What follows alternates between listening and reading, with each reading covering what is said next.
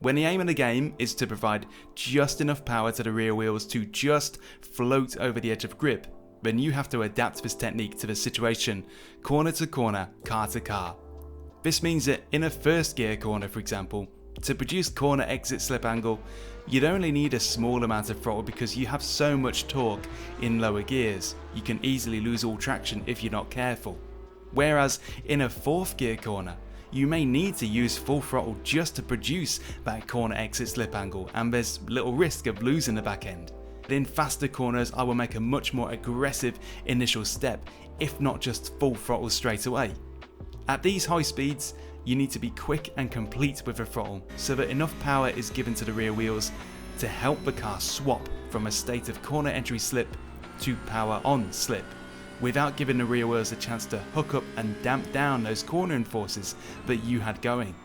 You'll notice how my pedal inputs show basically no gap between coming off the brakes and going onto the throttle. It's almost like being passed from one hand to the other, from brake to throttle, and that's a result of learning and honing these two things. So you might have a couple of questions about this. What about tyre wear? Surely sliding the car around like this every turn will come at some cost of tyre wear, even if it's tightly controlled. Yeah, it will, but if you're worried about that, then it's even more important to learn and perfect this. It's my view that if you learn what makes you faster, you will understand much better what not to do if you want to be nice to your tyres.